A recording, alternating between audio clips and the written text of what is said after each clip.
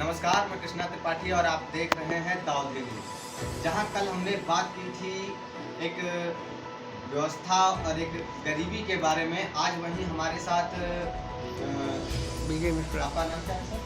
विजय कुमार मिश्रा। विजय कुमार मिश्रा जी हमारे साथ जुड़े हुए हैं, जो नगर निगम को भी देखते हैं और बीजेपी सरकार में, मतलब बीजेपी पार्टी में अपने कार्यरत में है, कार्य भी करते हैं उनके साथ मिलकर। तो हम इनसे जानने की कोशिश करेंगे कि प्रयागराज में जो कार्य चल रहे हैं, सफाई को लेकर और सड़कों को लेकर जो बातें बताई जाती हैं, जो दिखती हैं, तो हम बात करना चाहेंगे कि कितनी सफाई इस समय इलाहाबाद में है और क्या आगे हो सकती है। आगे चुनाव भी आ रहा है, इस पर भी चर्चा किया जाएगा। तो हम पहले बात करते हैं नगर निगम की, कि आप जो देखते हैं रोडों पे चट्टियाँ लगाई जाती हैं, वो उखड़ जाती हैं, गंदगी रहती है, तो क्या इस पे बीजेपी सरकार कुछ देखती नहीं है या नगर पालिका कोई काम नहीं करना चाहता है? निश्चित रूप से सड़कों की बात अगर आप करिए तो सड़क तो पहले से ज़्यादा बहुत खूबसूरत प्रयागराज का बन गया है। जब से भारतीय जनता पार्टी की सरकार आई, माननीय योगी आदित्यनाथ जी के नेतृत्व में उत्तर प्रदेश की सरकार जो चल रही है और माननीय नरेंद्र मोदी प्रधानमंत्री जी के नेतृत्व में जो भारत सरकार चल रही है, प्रयागराज को जब से स्मार्ट सिटी बनाया गया है, सड़कों में आमूल चूल परिवर्तन हुए। सड़कें चौड़ी हुई हैं, यातायात सुगमता से चल रहे हैं। कहीं थोड़ी बहुत गिरावट आता है, कभी बारिश की वजह से हो, तो वो तत्काल हमारे कैबिनेट मंत्री जितेंद्र प्रसाद जी, जो कि लोक निर्माण विभाग के कैबिनेट मंत्री हैं उत्तर प्रदेश सरकार के, उनकी संज्ञान में आता है। उनके मार्गदर्शन में, उनके निर्णय लेने की क्षमता में तत्काल सड़कों का रिपेयर किया जाता है और निश्चित रूप से प्रयागराज की सड़कें अच्छी हैं, सुंदर हैं। तो जैसे सफाई देखा जाता है कि कहीं कहीं ऐसा देखा जाता है, पाया जाता है कि सड़कें पर पूरा कूड़ा जमा हुआ है, नगर निगम पालिका ध्यान नहीं देती है। इस पे आप क्या कहना चाहेंगे? नगर पालिका ध्यान दे रही है या नहीं दे रही है? नहीं, नगर निगम प्रयागराज कूड़ों पे तो बहुत ध्यान दे रही है। मैं आपको बता देना चाहता हूँ कि आप पिछली सरकारों की तुलना में अगर देखेंगे तो जहाँ पे कूड़ों का अंबार लगा होता था, सफाई कर्मी एक महीने आंदोलन हुआ करते थे, सड़क की जो व्यवस्थाएं होती थी, गंदियों का अंबार हुआ करता था, वो सब सारी चीज़ें अब नहीं है। अब इतना बढ़िया है, 19-20 टायर नंबर है, अगर कहीं आपको कूड़े का अंबार दिखता है, आप उस पर कंप्लेंट अपना लिखाइए, ऑनलाइन कंप्लेंट लिखाइए और उसका 24 घंटे के अंदर निस्तारण होता है। और मेरे ख्याल से, मेरे उम्मीद से, मेरी जानकारी में कि कहीं भी आपको कूड़ा नहीं मिलता। प्रॉपर वे में हर सड़कों में, हर गलियों में सफाई, कूड़े का निस्तारण अच्छे से, सुगमता से और बहुत ही, हम कहेंगे कि तन्मयता के साथ नगर निगम प्रयागराज द्वारा किया जा रहा है। कि अब जैसे अब चुनाव आ रहा है, 2024 में चुनाव है और काफ़ी पार्टियां अपने कार्य में लगी हुई हैं। अब आपने देख ही रहे होंगे, इस समय सोशल मीडिया पे राहुल गांधी जी चल रहे हैं, जो साउथ से लेकर 3000 किलोमीटर के आसपास उन्होंने पैदल यात्रा भी कर ली है, पद यात्रा भी कर ली है, भारत जोड़ो आंदोलन, और सपा अपना अलग दावा कर रही है। तो क्या इस चीज़ से, इस सब कार्यों से क्या बीजेपी सरकार के ऊपर कुछ प्रभाव पड़ेगा उत्तर प्रदेश चुनाव में, जब उनके ऊपर कार्रवाई, मतलब वो किया जा रहा है कि उनको देखा जा रहा है कि होगा या नहीं होगा, या पार्टी के ऊपर कुछ फर्क पड़ता है या नहीं पड़ता है? तो इस पे क्या मोदी जी कुछ ऐसा रणनीति बनाएंगे जिससे उनका किया छलावा जो कर रहे हैं वो लोग, कि उससे जनता के अपनी तरफ उत्साहित कर रहे हैं, इसमें बीजेपी सरकार क्या ऐसा करेगी कि जिससे जनता को विश्वास दिला पाए कि वो नहीं, हम बेस्ट हैं?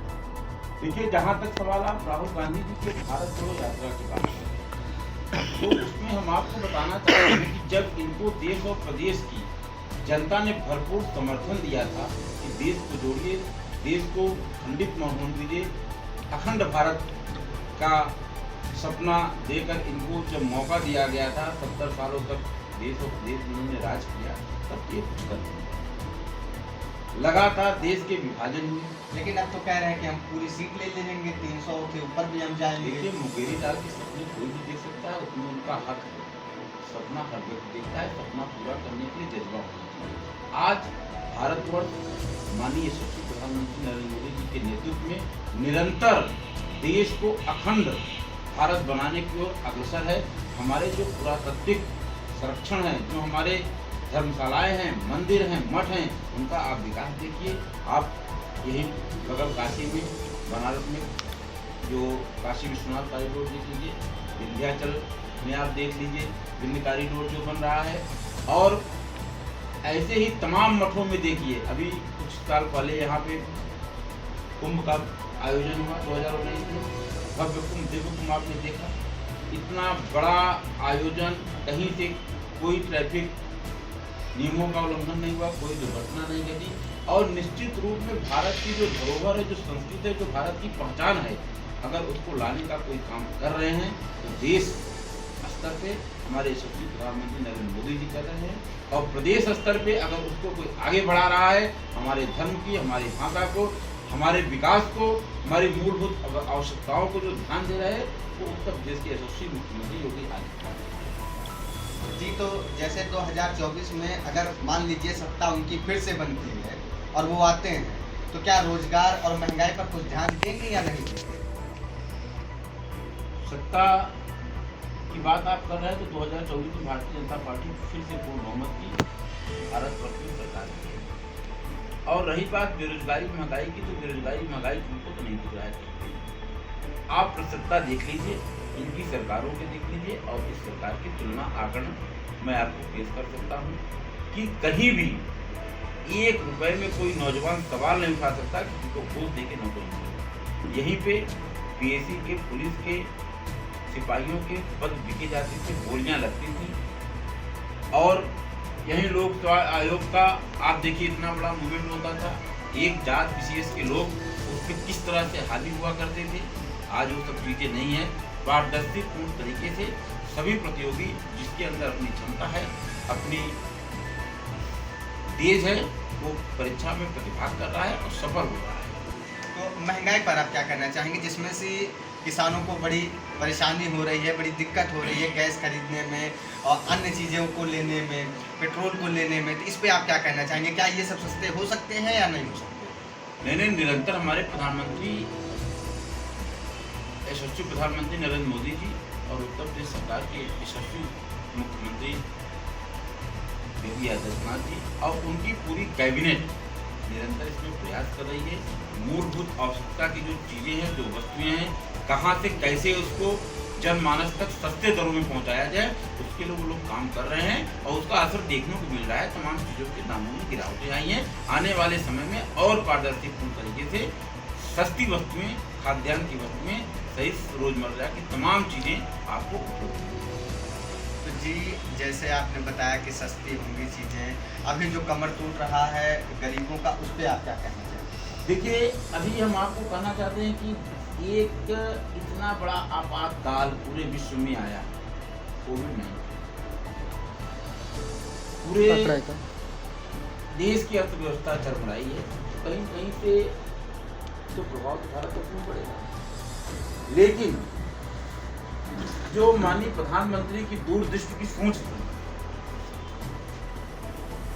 उन्होंने उस पारदर्शितापूर्ण तरीके से अपने कार्यों का निर्वहन किया, और आज आपको कहने में गुरेज नहीं है या सुनने में भी गुरेज नहीं होना चाहिए कि हम उस पर कितना जल्दी काबू पा गए, और हमारी अर्थव्यवस्था पुनः पटरी पे। अभी आपके त्यौहार बीते हुए हैं, आप दीपावली देख लीजिए, दशहरे देख लीजिए, समाचार पत्रों के माध्यम से या सोशल मीडिया के माध्यम से त्योहारों में कितनी उछाल आया, कितनी तैयारियाँ हुई। तो तमाम चीज़ें हैं कि हम अपनी पुरानी अर्थव्यवस्था की तरफ से और सुदृढ़ता से आगे बढ़ रहे हैं, और आने वाले समय में आपको एक अच्छा परिणाम देखने जी, परिणाम देखने को मिलेगा जैसा आपने कहा।